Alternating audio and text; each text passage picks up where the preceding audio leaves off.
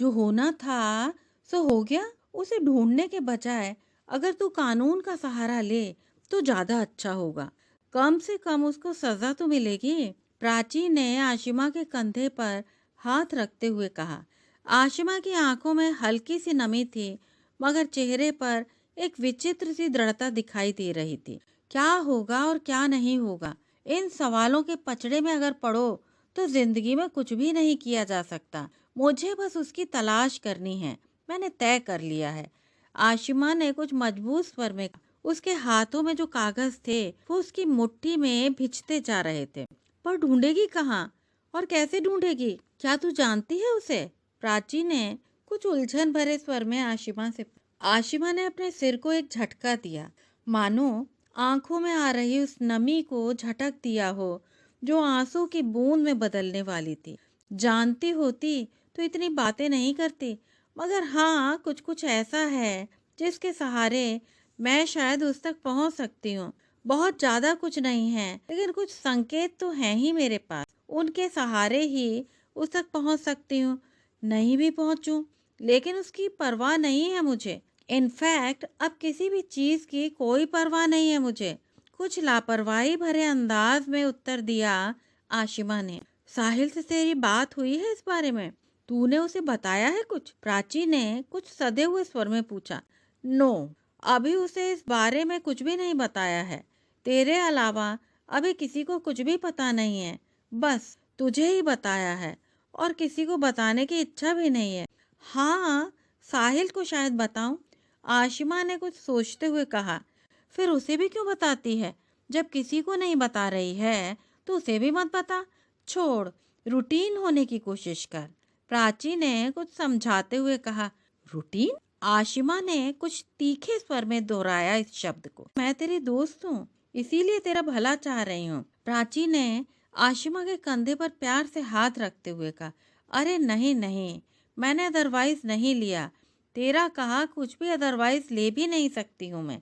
मुझे पता है कि तू मेरे लिए परेशान है, इसीलिए कह रही है ये सब।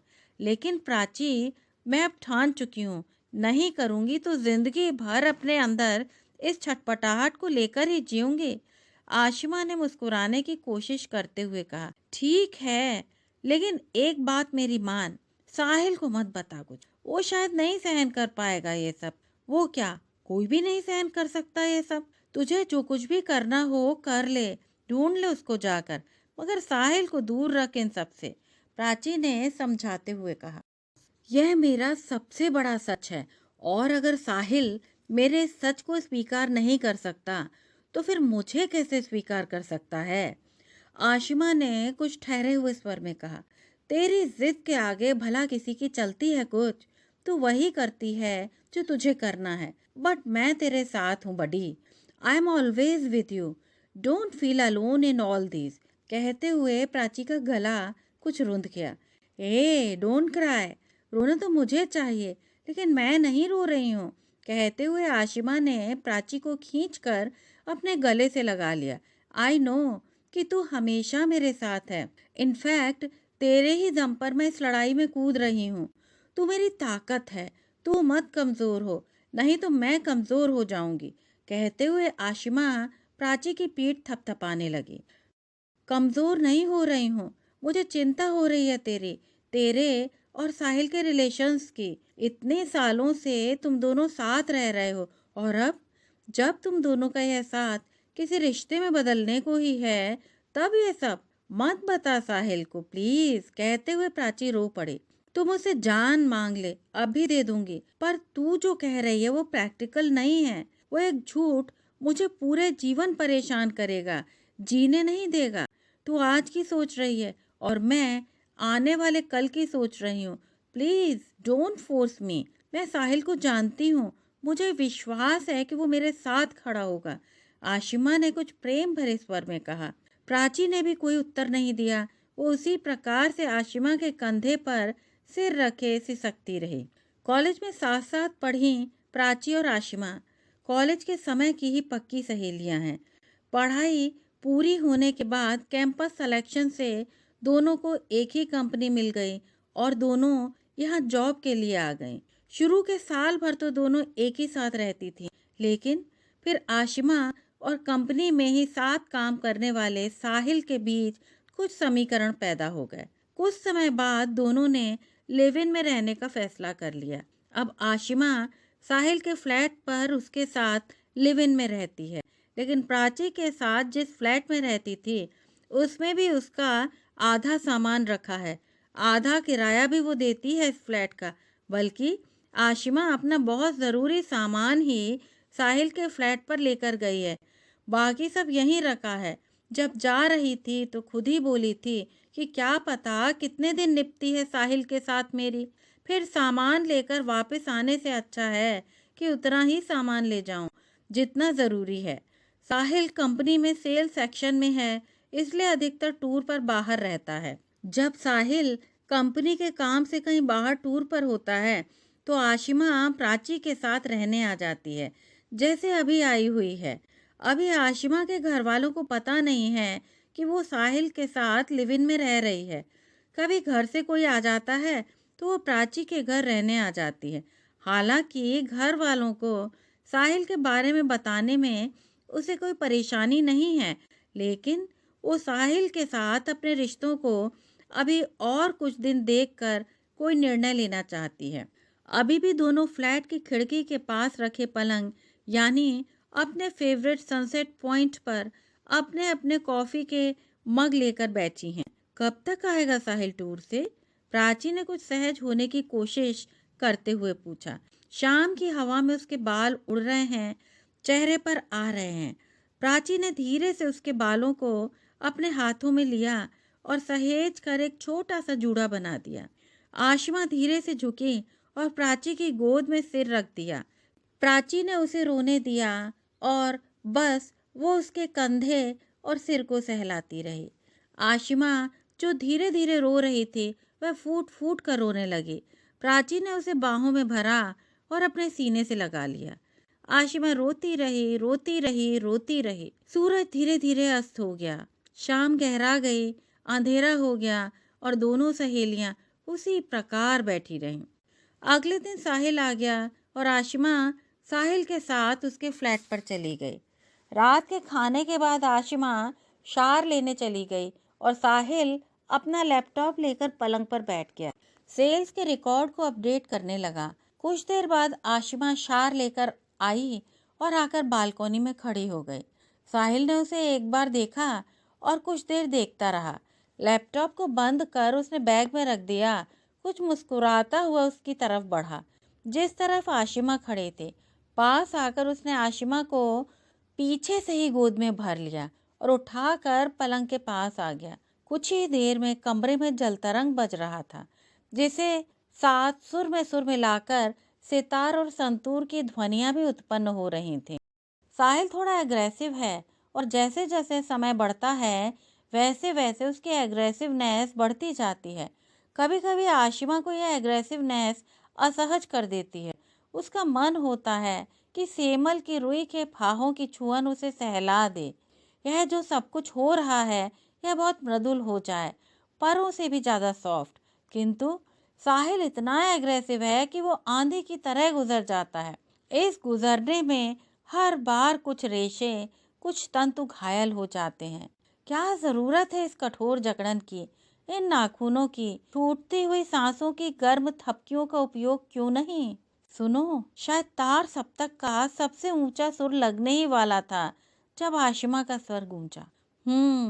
सितार के तार तार सप्तक के सबसे ऊंचे सुर को छूने की स्थिति में थे, ऐसा साहिल के मुंह से पता लगा। मेरे साथ रेप हुआ है, बहुत सदा हुआ और शांस पर आया आशिमा का। तार सप्तक की सबसे ऊंची चोटी को छूने की कोशिश में लगा सितार झनझना कर बेसुरा हो गया। सारे तार एक ही झटके में टूट गए। गतियां एकदम से रुक गईं। कहाँ, कैसे? साहिल ने एक साथ बहुत सारे प्रश्न पूछ डाले। 2 दिन पहले मुझे ऑफिस में कुछ देर हो गई थी, तुम थे नहीं और प्राची भी उस दिन बाहर गई हुई थी। सोचा बहुत सी शॉपिंग पेंडिंग है, कर लेती हूँ। उसके बाद बाहर डिनर लेते हुए जब लौटी तब तक काफ़ी रात हो गई थी। फ्लैट तक आई ही थी कि किसी ने पीछे से नाक पर कोई कपड़ा और मुंह पर हाथ रख दिया। उसके बाद का कुछ याद नहीं, क्योंकि मैं बेहोश हो गई। फिर कुछ पता नहीं चला। सुबह जब आँख खुली तो मैं यहाँ बिस्तर पर ही लेटी हुई थी। आशिमा ने बिना किसी उतार चढ़ाव की बात कही। यहीं, इसी फ्लैट में? साहिल ने पूछा। हाँ, यहीं। उसने मेरे पर्स से चाबी लेकर दरवाज़ा खोल लिया था और शायद मुझे अंदर ले आया था, आशिमा ने उत्तर दिया। शिट मैन, साहिल ने पूछा। आशिमा ने उत्तर दिया, जब मेरी आंख खुली तो पूरे कपड़े मेरे शरीर पर थे, वैसे ही जैसे मैंने पहने थे, मानो मैं सिर्फ बेहोश ही हो गई थी। कोई तुम्हारे पीछे पीछे यहाँ तक आया और तुमको पता ही नहीं चला? ऐसा कैसे हो सकता है? This is not possible. कुछ तो लगा होगा, कुछ तो महसूस हुआ होगा। साहिल ने कुछ आश्चर्य से पूछा। हाँ, कुछ महसूस तो हुआ था। जब मैं लिफ्ट से निकलकर लॉबी में आई तो कुछ देर बाद ऐसा लगा भी था कि कोई पीछे है, शायद, लेकिन मैंने मुड़कर नहीं देखा, यह सोचकर कि और लगेगा। लॉबी में इतना उजाला भी नहीं था। दरवाज़ा खोलते समय मैं मुड़कर देखती, लेकिन उसने उतना मौका ही नहीं दिया। आशिमा ने धीमे स्वर में उत्तर दिया। हद है, बिल्डिंग में तो बाहर का कोई आ ही नहीं सकता। कोई ना कोई बिल्डिंग में रहने वाला ही होगा।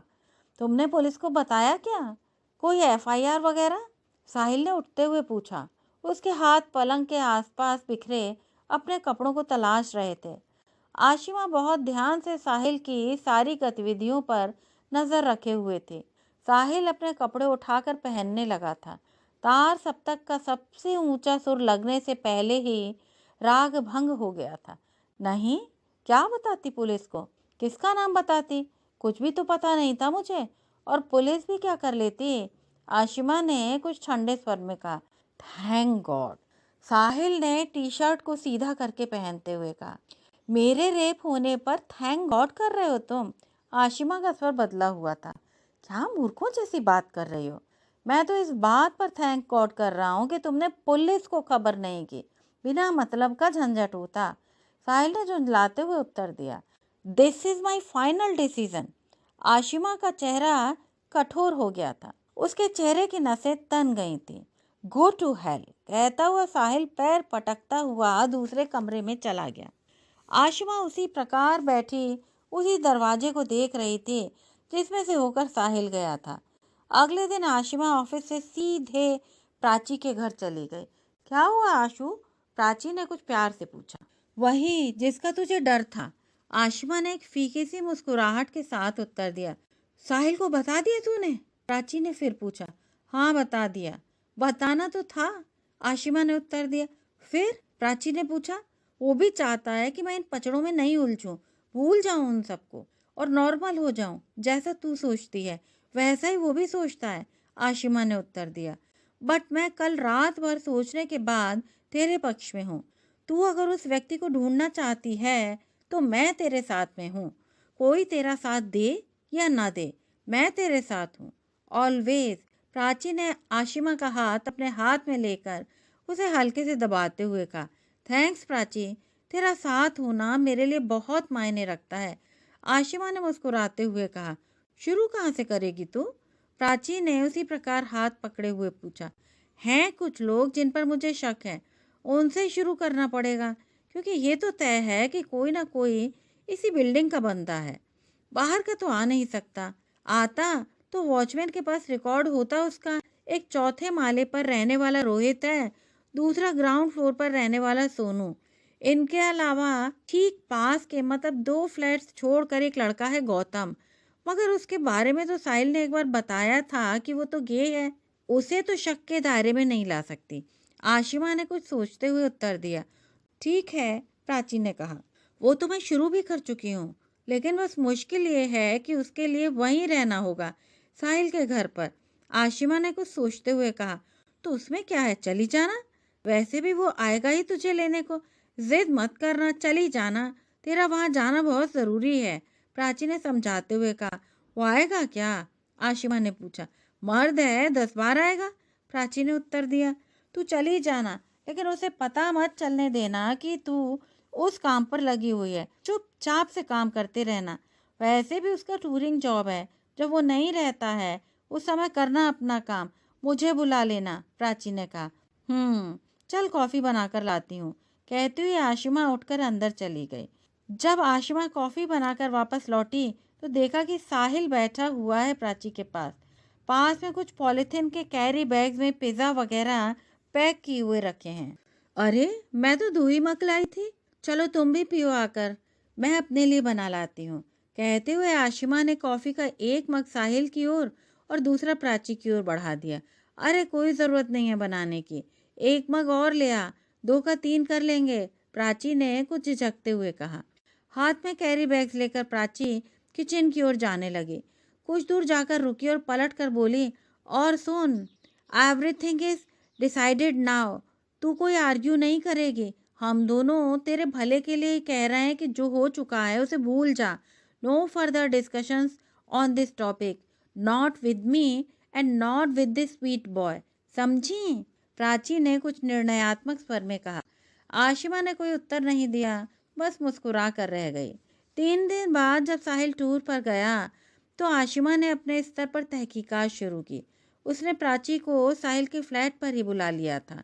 जिन 2 लोगों पर शक था उन दोनों को आते जाते उसने प्राची को खिड़की से दिखाया भी। चलो ठीक है, इनमें से ही कोई एक निकलता है तो फिर उसके बाद क्या करेंगे? प्राची ने पूछा। पता नहीं, मुझे भी तो नहीं पता कि करना क्या है, क्यों कर रही हूँ ये सब, नहीं जानती, कुछ उदास सी आवाज में कहा आशिमा ने। देखे क्या होता है, प्राची ने गहरी सांस छोड़ते हुए उत्तर दिया। अगले दिन साहिल टूर से वापस आ गया। कोई आया था क्या कल? साहिल ने आते ही सीधा प्रश्न किया आशिमा से। आशिमा खिड़की के पास खड़ी कॉफी पी रही थी। हाँ, प्राची आई थी, आशिमा ने सहज रहने की कोशिश करते हुए उत्तर दिया। यहाँ मिलने? तुम तो हमेशा उसके पास वहीं जाती हो जब मैं टूर पर जाता हूँ। साहिल ने फिर, वो यहाँ आ गई तो क्या मुसीबत टूट पड़ी? आशिमा ने स्वर को ऊंचा किया। मुझे मूर्ख समझ रही हो तुम? साहिल का स्वर कुछ और ऊंचा हो गया। डोंट शाउट, चीखना मुझे भी आता है, सुनना चाहते हो तो सुनो, वो उसी काम से आई थी और उसे मैंने ही बुलाया था। इस बार आशिमा ने भी कुछ तेज स्वर में उत्तर दिया। क्यों क्यों ढूंढना चाह रही हो उसे? क्या करोगी उसे ढूंढकर? अगर इतना ही शौक है उसे तलाशने का तो पुलिस में रिपोर्ट लिखवा दो, पुलिस ढूंढ कर ला देगी उसे। साहिल के स्वर में व्यंग था। तुम्हारी बात में जो तंज है वो मैं समझ रही हूँ, लेकिन मैं उसको अपने लिए ढूंढना चाहती हूँ, किसी कारण से। आशिमा ने कुछ और ऊंचे स्वर में कहा। कारण? साहिल ने भी उतने ही ऊंचे स्वर में उत्तर दिया। हाँ, कारण है, कोई कारण, तुम नहीं समझ सकते उसे, कुछ कड़वे स्वर में कहा आशिमा ने। एक बार में दिल नहीं भरा क्या? साहिल ने कुछ कड़वे स्वर में कहा। शट अप, पूरी ताकत लगाकर चीखी आशिमा और अपने हाथ में पकड़ा हुआ कॉफी का मग जोर से जमीन पर पटक दिया। कमरे में मग के टूटने की आवाज झनझना कर गूंज उठी। साहिल ने उस टूटे हुए मग के टुकड़ों को एक व्यंग भरी मुस्कुराहट से देखा। कुछ देर देखता रहा और उसके बाद कमरे से बाहर चला गया। कुछ देर सोचती रही, फिर कार स्टार्ट कर प्राची के घर की ओर बढ़ गई। इंटरेस्टिंग। सबसे पहली तो रोचक जानकारी ये है कि उसे पता है कि तू उसे ढूंढ रही है, जबकि ये बात तेरे, मेरे और साहिल के अलावा किसी चौथे को पता ही। इसका मतलब ये है कि वो निश्चित ही बिल्डिंग में ही रहता है और मुझे तो ऐसा लगता है कि वो तेरे आस पास के ही किसी फ्लैट में रहता है, जहां से वो उस फ्लैट में होने वाली सारी बातें सुनता है। आशिमा का चेहरा गुस्से से तमतमा रहा था। दूसरे दिन जब आशिमा ऑफिस से उठी तो सीढ़ियां उतरते समय उसने मोबाइल में रिंग बजी। उसने पर्स से निकाल कर मोबाइल देखा, कोई अज्ञात नंबर था। उसने नहीं उठाया। मोबाइल कुछ देर तक बजकर शांत हो गया। कुछ देर बाद मोबाइल एक बार फिर से बजा। आशिमा ने देखा वही नंबर था। उसने नंबर को बजने दिया और ट्रू कॉलर से उस नंबर के बारे में जानकारी आने का इंतजार करती रही। थोड़ी देर बाद ट्रू कॉलर ने नंबर को पहचानने में असमर्थता जता दी। आशिमा असमंजस में पड़ी मोबाइल स्क्रीन को देखती रही, जो उसके द्वारा ग्रीन स्वाइप का इंतजार कर रही थी। रिंग बंद हो गई और स्क्रीन पर 2 मिस्ड कॉल की सूचना आने लगी। आशिमा ने लापरवाही से सिर को झटका और आगे बढ़ गई। वो अपनी कार तक पहुंची ही थी कि एक बार फिर से मोबाइल पर रिंग बजने लगी। कार का दरवाज़ा खोलते हुए उसने कॉल को रिसीव कर लिया। हेलो, आशिमा ने कार में बैठते हुए कहा। नमस्ते आशिमा जी। उधर से एक पुरुष स्वर आया। नमस्ते, कौन बोल रहे हैं? आशिमा ने कुछ उलझन भरे स्वर में कहा। That's it. उसने आसपास रहकर ही सुनी है सारी बातें। और कल जब तुझमें और साहिल में वो बहस हुई तो उसने ये जान लिया कि तू बस अपने लिए ही उसे तलाश कर रही है, और उसके बाद ही उसने तुझे कॉल किया। ये खेल तो डेंजरस होता जा रहा है आशु। कुछ समझ में नहीं आ रहा कि क्या किया जाए। प्राची ने कुछ चिंता भरे स्वर में कहा। मैंने तुझसे एक बात छिपाई है प्राची, आशिमा ने नीचे देखते हुए कहा। क्या? प्राची ने कुछ संयमित स्वर में पूछा। यही कि उस सब के दौरान मैं होश में आ गई थी, लेकिन पूरी तरह से नहीं। बस ये लग रहा था कि हाँ, जो हो रहा है उसका पता चल रहा है। आशिमा ने कहा। क्या? तो तुझे रिएक्ट करना चाहिए था, अपोज करना चाहिए था, कुछ गुस्से में कहा प्राची ने। मैंने कहा ना कि मैं पूरी तरह से होश में नहीं आई थी, बस कुछ धुंधला धुंधला सा था सब कुछ। मुझे लगा कि वो साहिल ही है। कमरे में आते समय जो कुछ हुआ वो याद नहीं था, बस कुछ एहसास हो रहा था, लेकिन अपनी तरफ से कुछ रिएक्ट करने की स्थिति में नहीं थी। आशिमा ने कुछ सोचते हुए उत्तर दिया। प्राची ने कुछ नहीं कहा। वो आशिमा की ओर देखती रही। फिर फिर मुझे लगा कि नहीं, ये तो साहिल नहीं है। यह तो साहिल हो ही नहीं सकता। आशिमा ने कुछ बुदबुदाते हुए कहा। कैसे? प्राची ने पूछा। क्योंकि साहिल साहिल वैसा नहीं है। साहिल बहुत एग्रेसिव है, sometimes brutal is the correct word for him. और वो जो था, वो वो वो वैसा नहीं था। वो बहुत सॉफ्ट था, पोएटिक, जैसे कोई सॉफ्ट सी फ्लूट बज रही हो, मध्यम मध्यम। आशिमा की आवाज़ बहुत सॉफ्ट हो गई थी। नहीं यार नहीं, उसलिए नहीं।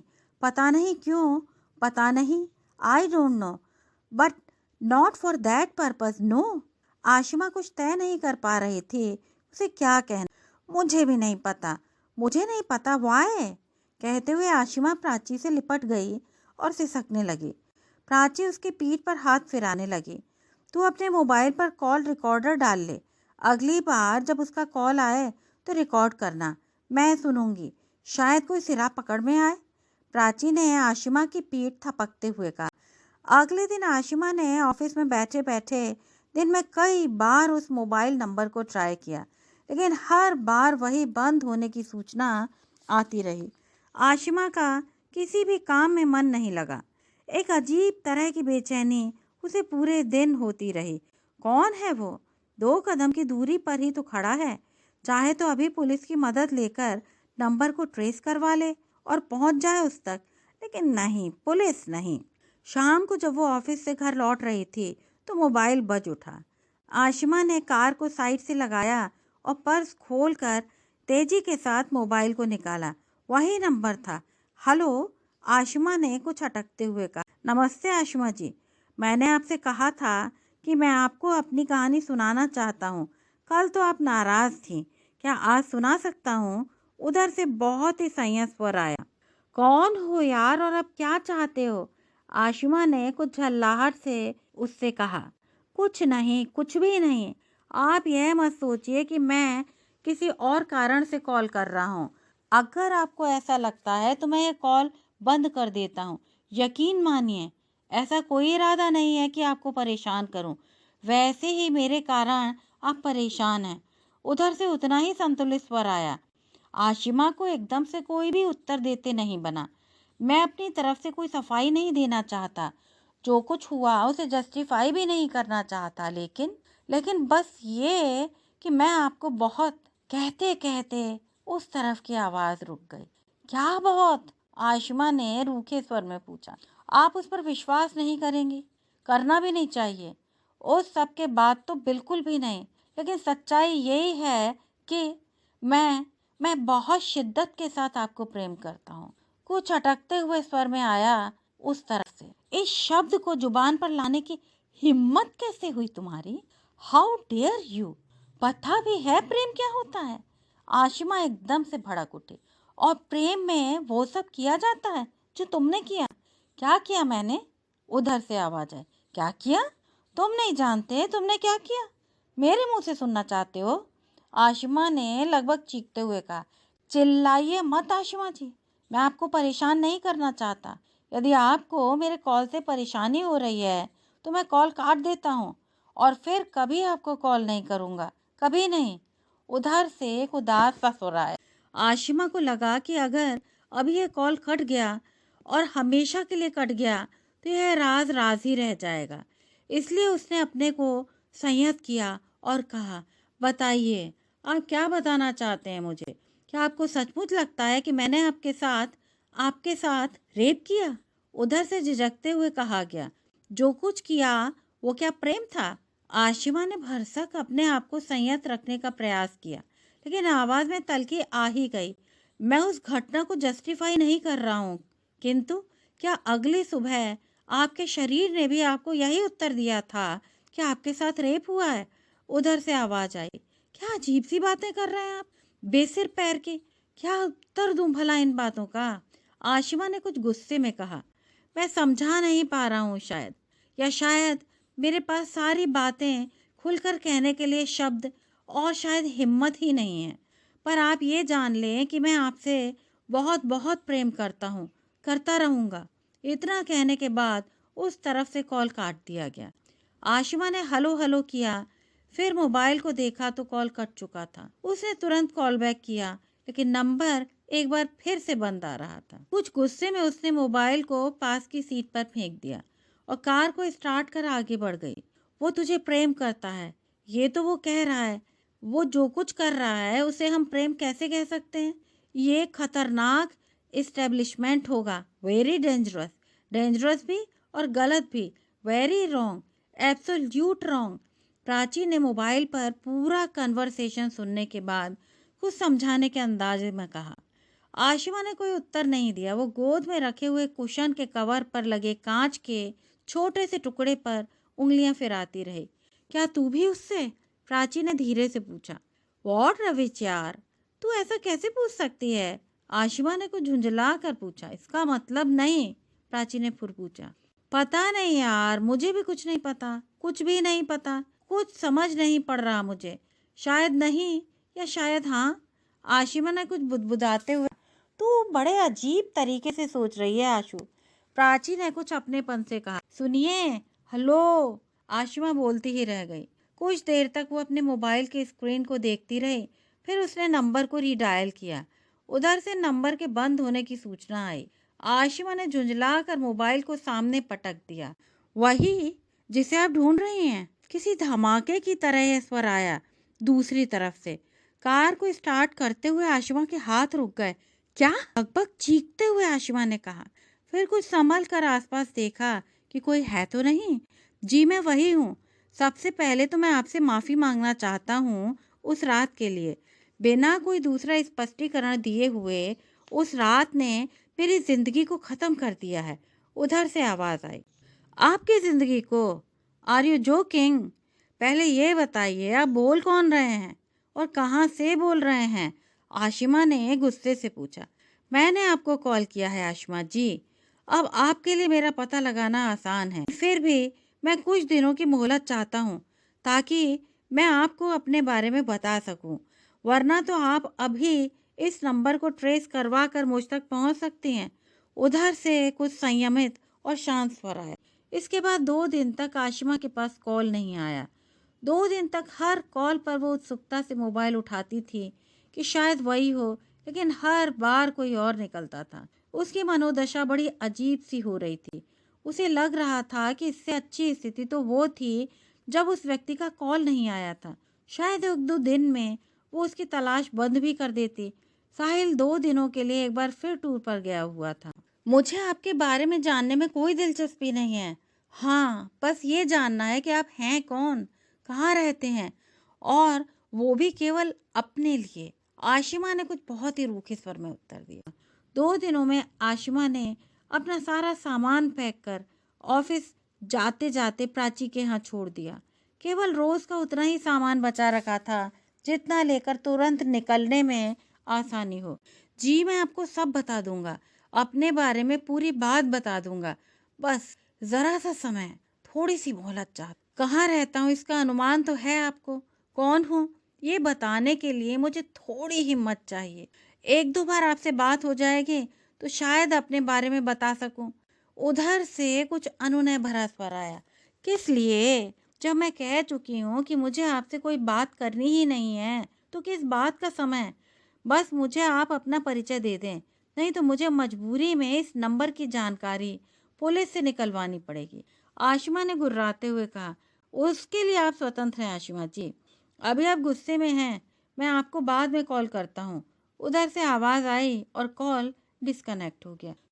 साहिल टूर से वापस आ गया था और ऐसा लगा कि उसके इंतज़ार में ही बैठा हुआ है। आशिमा के कसमसाने के बाद भी साहिल ने उसे नहीं छोड़ा। सामान्य होने की कोशिश करोगी ना, तभी तो सामान्य होगी। अभी तो तुम सामान्य होने की कोशिश ही नहीं कर रही हो, हर समय एक ही काम में लगी हो। जाने उसे तलाश करके तुमको क्या मिल जाएगा? तुम सोचती हो किसी को पता नहीं चल रहा है कि तुम क्या कर रही हो? मुझे सब पता है कि तुम चुपके चुपके क्या कर रही हो, मगर अब नहीं, और नहीं, वो सब कुछ। मैं तुमको प्रेम करता हूँ, साहिल ने कुछ सख्ती से उसे भींचते हुए कहा। साहिल, ऐसा तुम सोचते हो कि तुम मुझसे प्रेम करते हो, लेकिन कहते हुए आशिमा ने बात को बीच में ही छोड़ दिया। लेकिन क्या? साहिल ने पूछा। लेकिन मेरे लिए वो यातना होता है, आशिमा ने कुछ ठंडे स्वर में कहा। साहिल के चेहरे पर क्रोध की एक लकीर आई, लेकिन उसने अपने मनोभावों पर काबू पा लिया। छोड़ो ये सब बातें, चलो आज तुम्हारा मूड ठीक कर देता हूँ। कहते हुए साहिल ने उसे बाहों में लेना चाहा। प्लीज साहिल, छोड़ो मुझे, मैं अभी तैयार नहीं हूँ, प्लीज लीव मी। कहते हुए आशिमा ने कसमसा कर छूटने का प्रयास किया। नो आशिमा, बहुत हो गई तुम्हारी मनमानी, बस अब नहीं। कहते हुए साहिल ने उसे कुछ और ताकत लगाकर बेडरूम की ओर। साहिल स्टॉप! आशिमा पूरी ताकत लगाकर चीखी। उसके चिल्लाते ही साहिल की पकड़ कुछ ढीली हो गई। जैसे ही साहिल की पकड़ ढीली हुई, वैसे ही आशिमा ने ताकत लगाकर अपने आप को छुड़ा लिया। इस पूरी प्रक्रिया में उसके हाथ से साहिल को हल्का सा धक्का भी लग गया। साहिल कुछ लड़खड़ा गया उस धक्के से। क्या जानवर समझ रखा है मुझको? मरा नहीं जा रहा हूँ मैं तुमको बेडरूम में ले आने के लिए। मैं बस तुमको नॉर्मल करना चाह रहा था, but you are treating me like dog. धक्का लगने से साहिल का ईगो हर्ट हुआ और वो एकदम से चीख पड़ा। सॉरी साहिल, मैं धक्का नहीं मारना चाह रही थी, एक्सीडेंटली वैसा हो गया। आशिमा ने अपने आप को रिएक्ट करने से रोकते हुए संतुलित स्वर में, नहीं मारना चाहने से क्या मतलब है? ये जो किया था ये और क्या था? जिसको धक्का मार के हटाना था उसे तो हटाया नहीं। सब समझता हूँ मैं। साहिल के स्वर में व्यंग आ गया। क्या समझते हो तुम? बोलो ना, क्या समझते हो? और तुम धक्के की पूछ रहे हो ना, तो सुनो, उस दिन उसको धक्का नहीं मार पाई क्योंकि मैं होश में नहीं थी, लेकिन होश में भी मेरे साथ वही सब कुछ करे तो धक्का मार के हटाऊंगी, 100 बार हटाऊंगी, जैसे जैसे अभी धक्का मारा है इस बार। आशिमा चीखी। क्या मतलब है तुम्हारा? तुम मुझे भी उसकी कैटेगरी में रख रही हो, मुझे और उसको एक बराबर मान रही हो? साहिल ने उतनी ही ऊंची आवाज में उत्तर दिया। क्या फर्क है तुम दोनों में? एक ही बात तो है, उसने भी मेरी मर्जी के खिलाफ मेरे साथ वो सब कुछ किया और तुम भी वही कर रहे हो। आखिर क्या फर्क है तुम दोनों में? मेरे लिए तुम दोनों एक बराबर हो, एक जैसे। अंतर बस इतना है कि वो अपरिचित अनजान था और तुम जाने पहचाने हो, और इसी कारण तो तुम उससे भी बड़े अपराधी हो मेरी नज़र में। आशिमा की आवाज़ भी ऊंची बनी हुई थी। अच्छा, या यूं कहो कि उसके साथ, कहते कहते वाक्य को अधूरा छोड़ दिया साहिल ने। क्या उसके साथ? पूरी बात कहो ना, बीच में क्यों छोड़ रहे हो इस बात को? आशिमा ने क्रोध में कहा। कुछ नहीं, कुछ नहीं, अच्छा होगा तुम नहीं सुनो, साहिल ने रूखा सा उत्तर दिया। हाँ, नहीं सुनना है मुझे, कुछ नहीं सुनना तुम्हारे मुंह से। मैं जानती हूँ तुम्हारे अंदर क्या गंदगी भरी है। तुम्हारे साथ बेडरूम में जाने से इनकार कर दिया तो तुम बातें सुनाने लगे, आशिमा ने कुछ चिल्लाते हुए कहा। आशिमा ने आवाज को जानबूझकर ऊंचा कर लिया था, इतना कि वो कॉल करने वाला सचमुच सुनता है तो सुन ले ये सारी बातें। तो इस गंदगी में रह क्यों रही हो? Why you are here? This is my space, Sahil ने भी ऊंचे स्वर में उत्तर दिया। वो तो मुझे पता है कि तुम्हारा स्पेस है और यहाँ रहना है तो तुम्हारे साथ वहाँ बेडरूम में जाना ही होगा, भले ही मेरी मर्जी हो चाहे नहीं हो। आशिमा ने आवाज को ऊंचा ही रखते हुए कहा। पता है तो फिर क्यों मना किया जाने को? साहिल ने तंज कसा। आ गए ना अपनी औकात पर, सीधे क्यों नहीं कहते कि यहाँ रहने का किराया वसूलना था? आशिमा ने गुस्से में कहा। तो नहीं वसूलूं किराया? फ्री में रखूं तुमको? रखूं मैं और मजा कोई दूसरा लेके चला जाए? साहिल ने तीखा तंज कसा। स्टॉप साहिल, नहीं रहूंगी मैं यहाँ, चली जाऊंगी, आशिमा चिल्लाए। जाऊंगी से क्या मतलब है? Why this future tense? Sahil ने उसी अंदाज में कहा। अभी चली जाऊंगी, अब भी इसी वक्त। तुम तो उससे भी ज्यादा गिरे हुए निकले। उसने जो कुछ किया वो कम से कम बेहोश करके किया था। तुम तो इतने सालों से प्रेम नाम का क्लोरोफॉर्म सुंघा कर मुझे यातना देते रहे हो। थू है तुम पर। कहते हुए आशिमा गुस्से से बेडरूम की ओर बढ़ गई। कुछ ही देर में आशिमा अपना सामान लिए हुए बाहर निकल आए। सामान तो वैसे भी कुछ खास था नहीं, जो था वो सब पैक किया हुआ था। बेडरूम से बाहर आकर उसने एक बार साहिल की ओर देखा। साहिल उसी प्रकार वहीं खड़ा था। आशिमा को देखकर वो व्यंग से आशिमा ने अपना सिर झटका और दरवाजे से बाहर निकल गई। पार्किंग में आकर उसने अपनी कार में सामान रखा और ड्राइविंग सीट पर बैठ गई। सीट बेल्ट बांधते ही मोबाइल बज उठा। नंबर वही था। आशिमा ने अपना सिर झटका और दरवाजे से बाहर निकल गई। पार्किंग में आकर उसने अपनी कार में सामान रखा और ड्राइविंग सीट पर बैठ गई। सीट बेल्ट बांधते ही मोबाइल बज उठा। नंबर वही था। आशिमा, कहाँ जा रही हो? आशिमा के कॉल कनेक्ट करते ही उधर से आवाज आई। आशिमा, आशिमा, मैं सोहम हूँ, सोहम शर्मा। उस तरफ से आवाज। सोहम, वो कॉलेज में साथ पढ़ने वाला दब्बू मगर सुंदर सा पढ़ाकू लड़का। माय गॉड, जिसने कॉलेज में उसके सामने एक बार अपने प्रेम का इजहार भी किया था और आशिमा ने सीधे सीधे मना भी कर दिया था। उसके बाद भी सोहम की आंखें उसका पीछा करती थी। कॉलेज खत्म होने के बाद एक बार बस ये पता चला था कि सोहम अमेरिका चला गया है। माय गॉड, इसके बारे में तो सोच ही नहीं सकती थी तुम। वाई सोहम, वाई? हाशिमा के मुंह से आश्चर्य में डूबे हुए बस इतना ही निकल रहा था। इसका उत्तर तो मुझे भी नहीं पता वाई, लेकिन हाँ, उस दिन के बाद से जी नहीं पा रहा हूँ। उस तरफ से आवाज आई। लेकिन तुम तो यूं ऐसे? आशिमा ने अधूरा सा प्रश्न किया। हाँ, चला गया था लेकिन लौट आया। मन नहीं लगा वहां पर। ऐसा लगा कि कुछ छूट गया है यहाँ भारत में। बस लौट आया। आते ही तुमको तलाश किया। और कहते कहते सोहम रुक गया। यहाँ इसी बिल्डिंग में रहते हो ना तुम? आशिमा ने प्रश्न किया। हाँ, साहिल के फ्लैट से 2 फ्लैट छोड़कर 305 में। उधर से आवाज आई। 305?